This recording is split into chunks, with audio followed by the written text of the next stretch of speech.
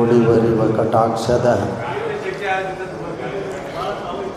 ವರುಪು ಆಲಾಪದ ವರಪುಣ್ಯಮಯ ಶರೀರದ ನಿರಾಭಾರಿ ಸದ್ಗುರು ವಿರಲನ್ನ ಮಾನಸದಲ್ಲಿ ಈ ಅಥಣಿ ಪುಣ್ಯಕ್ಷೇತ್ರದ ಪಾವನ ಸಾನ್ನಿಧ್ಯವನ್ನು ಅಥವಾ ನಮ್ಮೆಲ್ಲರನ್ನ ಈ ಭೂಮಿಯನ್ನು ಪುಣ್ಯಗೊಳಿಸಿದ ಅಥಣಿ ಶಿವಯೋಗಿಗಳ ದಿವ್ಯ ಚರಣಕ್ಕೂ ವಂದಿಸಿ, ಈ ಕ್ಷೇತ್ರದ ಆರಾಧ್ಯ ದೇವತೆ ಕೇರಿ ಲಕ್ಕಮ್ಮ ತಾಯಿಗೂ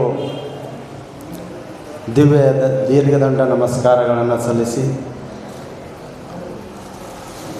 ಹಾಗೆ ಈ ಉತ್ತರ ಕರ್ನಾಟಕದ ಮಹಾನ್ ಮೇಧಾವಿಗಳು, ಗಾನ ಚಕ್ರವರ್ತಿಗಳು, ಗಾನಯೋಗಿಗಳಾಗಿರ್ತಕ್ಕಂತಹ ಹುಲ್ಯಾಳ್ ಮಹದೇವಪ್ಪನವರ ದಿವ್ಯ ಚರಣಕ್ಕೂ ವಂದಿಸಿ, ಹಾಗೆ ಈ ಕಾರ್ಯಕ್ರಮಕ್ಕೆ ದಿವ್ಯ ಸಾನ್ನಿಧ್ಯ ವಹಿಸಿರ್ತಕ್ಕಂತಹ ಈಗ ತಾನೇ ನಿರ್ಗಮಿಸಿದ ನದಿಗಿ ಇಂಗಳಗಾಂವ್ ಪೂಜ್ಯರಿಗೆ ವಂದಿಸಿ, ಹಾಗೆ ಯಾವತ್ತೂ ನಮಗೆ ಮಾರ್ಗದರ್ಶಕರಾಗಿ ಆಶೀರ್ವಾದವನ್ನು ನೀಡುತ್ತಾ ಬಂದಿರತಕ್ಕಂತಹ ನಮ್ಮ ಬಸಯ್ಯಪ್ಪಗಳಿಗೂ ವಂದಿಸಿ, ಹಾಗೆ ಎಲ್ಲ ಸಂಪೂಜ್ಯರಿಗೂ ವಂದಿಸಿ, ರಾಜಕೀಯ ಹಿರಿಯರಾಗಿರ್ತಕ್ಕಂತಹ ಸದಾಶಿವ ಗುಟಾಳಿಯವರಿಗೂ ವಂದಿಸಿ, ಹಾಗೆ ಮಾಜಿ ಜಿಲ್ಲಾ ಪಂಚಾಯತ್ ಸದಸ್ಯರಾಗಿರ್ತಕ್ಕಂತಹ ನಮ್ಮ ಶಿವಾನಂದ ದೇವಾನ್ಮಾಳ್ ಅವರಿಗೂ ವಂದಿಸಿ, ವ್ಯಾಪಾರಿಗಳಾಗಿರ್ತಕ್ಕಂತಹ ಚಂದು ಯಲ್ಲಟ್ಟಿ ಅವರಿಗೂ, ಗಿರೀಶ್ ಬುಟಾಳಿ ಅವರಿಗೂ, ಹಾಗೆ ವೇದಿಕೆ ಮೇಲೆ ಆಸೀನರಾಗಿರ್ತಕ್ಕಂಥ ಎಲ್ಲ ಸರ್ವ ಅತಿಥಿಗಳಿಗೂ, ಗೌರವಾನ್ವಿತ ಸದಸ್ಯರಿಗೂ ಅನಂತ ಪ್ರಣಾಮಗಳನ್ನು ಸಲ್ಲಿಸಿ, ಈ ಕಾರ್ಯಕ್ರಮಕ್ಕೆ ಆಗಮಿಸಿರತಕ್ಕಂಥ ಎಲ್ಲ ಜ್ಞಾನಿಗಳಿಗೂ, ಕಲಾವಿದರಿಗೂ, ಸಂಗೀತಕಾರರಿಗೂ, ಪತ್ರಿಕಾ ಮಾಧ್ಯಮದವರಿಗೂ, ಎಲ್ಲ ಸರ್ವ ಭಕ್ತ ಮಂಡಳಿಗೂ ಅನಂತ ಅನಂತ ಪ್ರಣಾಮಗಳು.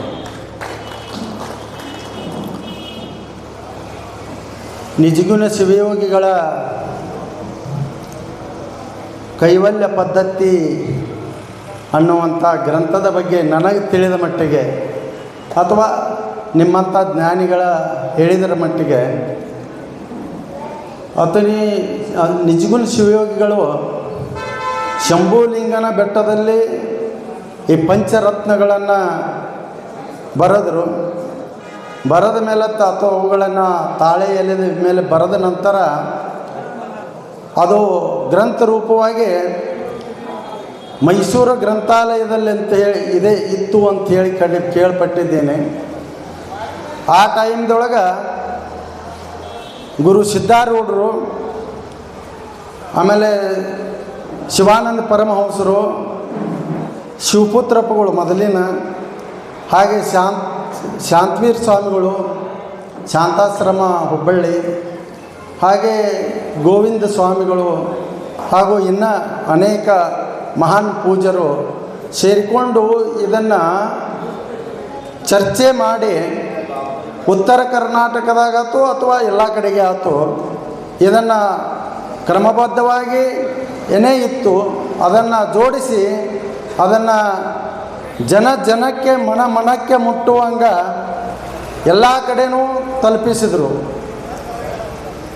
ಅದರ ನಂತರದಲ್ಲಿ ಅದನ್ನು ಹಾಡಿನ ಮುಖಾಂತರ ಹುಲ್ಯಾಳ ಮಹದೇವಪ್ಪನವರು ನಮ್ಮ ಉತ್ತರ ಕರ್ನಾಟಕದ ನಿಜಗುಣ ಶಿವಯೋಗಿಗಳೇ ಅಂತೇಳಿ ಅವರಿಗೆ ನಾವು ಹೇಳಬೇಕಾಗ್ತದೆ.